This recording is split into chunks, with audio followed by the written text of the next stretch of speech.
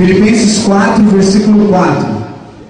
Você que está com a sua Bíblia aberta aí, seu celular, smartphone, tablets, na era da tecnologia, abra a sua Bíblia em Filipenses 4, versículo 4. Cadê o pastor Fernando? É onde eu não vou olhar, eu vou olhar para cá. Então... Não estou vendo não, estou com medo de falar alguma coisa aqui. Vamos lá, Filipenses 4. Traz aí uma recomendação, uma ordem, uma indicação da palavra de Deus para nós. Diz assim: alegrem-se no Senhor. Novamente direi, alegrem-se. Vamos repetir? Se a sua linguagem for parecida com a minha, repita comigo. Alegrem-se no Senhor. Novamente direi, alegrem-se. Amém? Por isso que nós cantamos alegria está no coração, celebrar é Cristo, porque nós somos alegres aqui. Amém? E a UMAP veio com essa proposta de stand-up. Eu já falei para a Laiane, não vai dar certo esse negócio de stand-up. Eu falei, então vamos fazer um devocional, a gente faz algo sobre a gente, né, sobre comportamento, que é melhor. Porque quando eu fui falar para o pastor, o pastor, a Laiane, o pessoal da UMAP, de Arrulho, veio falar para mim, para a gente fazer um stand-up com o homem de lá. E aí ele resumiu todo o sentimento dele, assim, em 3 palavras. Ele olhou para mim e falou assim: Ricardo, olha lá, hein? Só isso. Então não precisou falar mais nada, me indicar o que eu tinha que falar, ele só falou isso. Isso já foi o suficiente, né? Então a gente vai falar, porque aí a gente pensa que o cristão às vezes tem que ser sério, que a gente tem que ser, nossa, a gente não pode sorrir, o crente ele tem que ser uma pessoa muito pregada à palavra de Deus de uma forma assim, né, categórica, impositiva. Mas não é bem assim, né? Ninguém gosta de gente chata, né? Ninguém gosta de gente séria. Então, quem tem essa ideia de crente tem ideia errada, né? Que a gente se diverte muito, a gente está aqui, a gente está dando risada. Por isso eu digo que é legal a gente estar aqui mesmo entre os nossos irmãos, que a gente se diverte de uma forma saudável, a gente dá risada.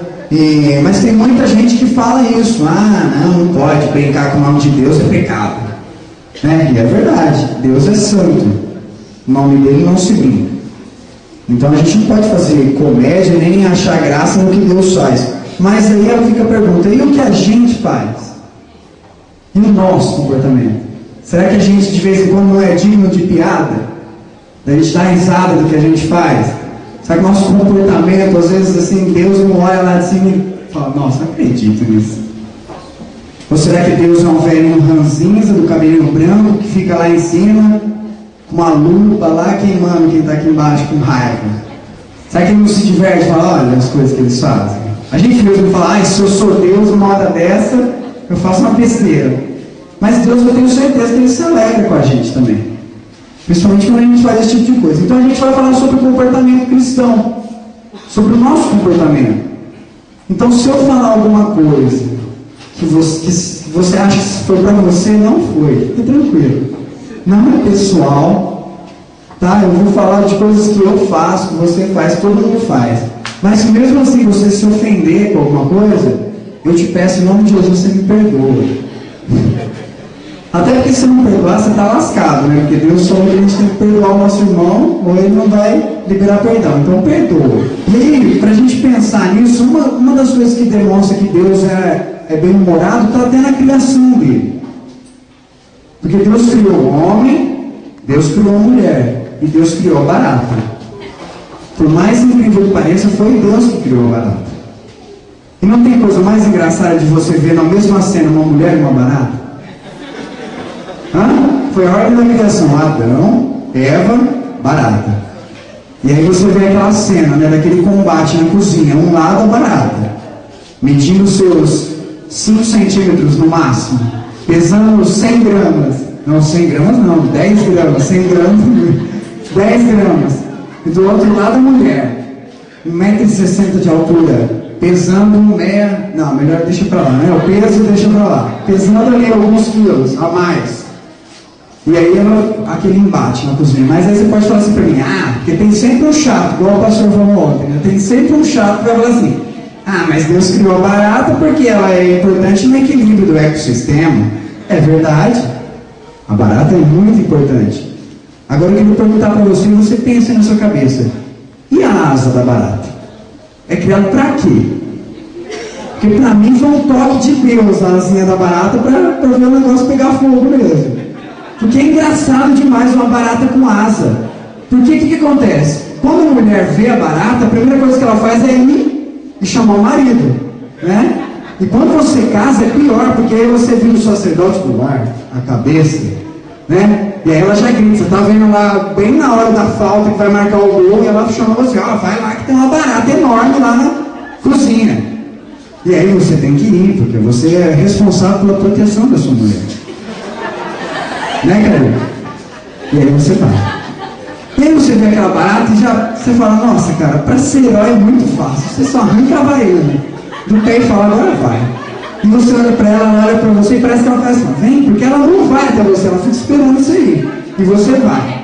E a hora que você vai dar a chinelada, ela voa, cara, e ela voa em cima de você, isso que é pior, ela voa na tua cara. E aí toda a macheza de qualquer homem vai embora, nessa hora. Porque você não acerta ela, e ela vem pra cima de você e você já imagina onde ela andou, onde ela está passando, ela está relando na tua boca, ela está relando no teu olho, e acaba com a macheza de qualquer homem. Então na asa da barata, eu tenho certeza, foi um toque de Deus. Eu falei assim, vou fazer uma asinha ali, só para ver como é que vai ser. E é engraçado isso, porque mulher, ela tem medo de tudo, né? Inclusive das coisas menores, mais insignificantes. Eu tenho um exemplo lá em casa, que a Karina é muito corajosa. Qualquer coisa que aparece lá em casa é um motivo assim. Quando ela não acorda do nada, olhando para a parede, falando que viu uma aranha ou uma barata correndo e não é nada, ela acha outra coisa. E um dia a gente chegou em casa, a gente estava lá e ela estava no banheiro e de repente ela saiu gritando do banheiro, apavorada. Vai lá dentro do banheiro e tem um sapo no banheiro. Eu falei, não é possível ter um sapo dentro do meu banheiro. E ela falou, você não sai daí enquanto esse sapinho não estiver morto. Mas era uma pererequinha, sabe aqueles bichinhos desse tamanhozinho? Que parece que não tem pele, que é meio nojento, assim, meio cor da pele, assim. Era um pererequinha, né? Um sapinho, eu não sei. E ela falou, você não sai desse banheiro enquanto essa pererequinha não estiver morta. E eu falei, ai meu Deus. E aí eu entrei naquele banheiro, era no verão, devia estar uns 40 graus mais ou menos, e eu tranquei dentro do banheiro e eu não achava aquele maldito daquele sapinho. E fiquei um tempão lá, e já suando em picas lá, e nada desse sapinho, achei ele, depois de muito tempo, estava escondido atrás da pia lá. Enfiei a mão numa sacola, peguei ele, abri o portão da minha casa e joguei num lote que tem lá do outro lado. Mandei ele embora, né? Fiz a minha parte. No outro dia, a gente está chegando de carro em casa, quem a Karina vê? A primeira pessoa que abre o portão, ó ela lá de novo, pulando lá dentro. A Karina já, não acredito, você não fez nada que você... Ele voltou, vai vir todo dia, não tem paz nessa casa, não sei o quê. Falei, tá bom, vou lá pegar então. Aí fui de novo e peguei uma sacola, enfiei na mão e consegui pegar a bendita na mão. E eu fiquei olhando para ela e eu falei, eu vou jogar no lote, ela vai voltar. E eu, como é que eu vou jogar dentro do lixo, vou deixar ela morrer de fome aqui? Dá muita dó, né? Aí o que eu fiz? Fiz algo muito bom, assim, muito de coração bom. Eu esmaguei ela na minha mão. Mas na hora que eu esmaguei ela na minha mão, me deu uma dor no coração, porque eu fiquei pensando na família dela, né? Às vezes ela era mãe de família, pai de família. E a Karina veio indignada, eu não acredito que você fez isso, tadinha da perereca. Brava comigo, eu já estava com aquela dor no coração de ter feito aquela coisa errada. E ela vem, não acredito que você fez isso. E aí, essa dor no coração, quando a gente sabe que a gente fez alguma coisa errada, que a gente podia ter feito melhor, que a gente podia ter agido de outra maneira, isso aí tem um nome na Bíblia também, chama quebrantamento. Gostou do link? Do sapinho para o coração quebrantado? Vamos lá, o problema é o seguinte, e a gente falou que o pastor Elielton falou sobre o coração quebrantado, e é muito importante mesmo a gente andar e viver uma vida com o coração nosso quebrantado, né? Com a nossa vida reta diante de Deus. Só que muitas vezes o nosso comportamento, o meu, o seu, o do irmão que está do seu lado, a gente deixa de ter um coração quebrantado para ter um coração meio quebrado. É quebrado, tipo defeito de fabricação mesmo, sabe? Aquele errinho que costuma dar sempre, que é normal de todo ser humano. E aí a gente vai para o culto, e nós vamos lá, todos nós, E dentro do culto a gente vai ver muito desse coração quebrado aparecendo. Que aparentemente é igual o pastor falou ontem. Na visão humana de quem está olhando, na aparência, nossa, ele está com o coração quebrantado, né? Olha, ele está se quebrantando, ele está chorando na presença de Deus, ele está dando glória a Deus.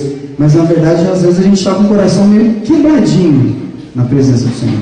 E aí a gente vai ver alguns tipos de comportamento no culto por causa disso. E o primeiro que eu separei aqui se chama piloto automático. Vocês sabem o que é piloto automático, né? Do avião, quando o cara está de saco cheio de pilotar, ele liga o piloto automático do avião e o avião vai, né? Vai seguindo as instruções automáticas. E você já parou para pensar que você já foi no culto e já cantou um louvor no piloto automático? Eu vou falar aqui, eu duvido que tem alguém aqui que nunca fez isso. Que cantou um louvor ou fez uma oração no piloto automático. Que todo mundo passa por isso, eu já passei, e é normal do ser humano com o coração quebrado. E é assim, por exemplo, você está lá e você olha, a pessoa está cantando lá, ela está de olho fechado, olhando para o céu, e te louvarei, não importam as circunstâncias. Aí você olha e fala aqui, nossa, que bonito, né? Está louvando a Deus, está adorando, que bênção, né? Só que na verdade, se a gente olhar dentro da cabeça dela, ela está cantando isso com a boca, mas dentro da cabeça dela, ela está assim, ela está olhando para o céu e fala, meu Deus, olha, trocaram as lâmpadas da igreja, eu nem tinha reparado nisso, né? Mas ela está lá, te louvarei. Isso é cantar no piloto automático.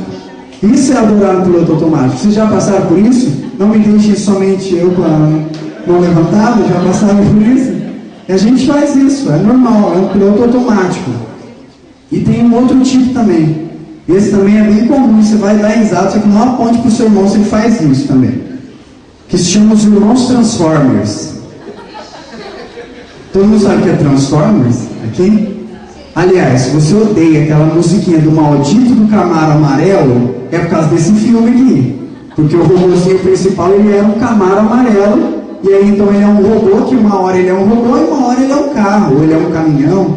Então ele se transforma rapidinho. E o irmão Transformer ele é assim, ó. O pastor está pregando, a igreja está em silêncio, e ele também está em silêncio, ele está quietinho lá.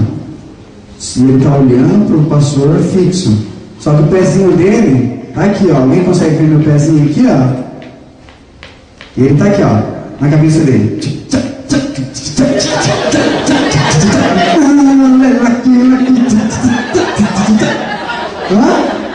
Eu só sei essa parte.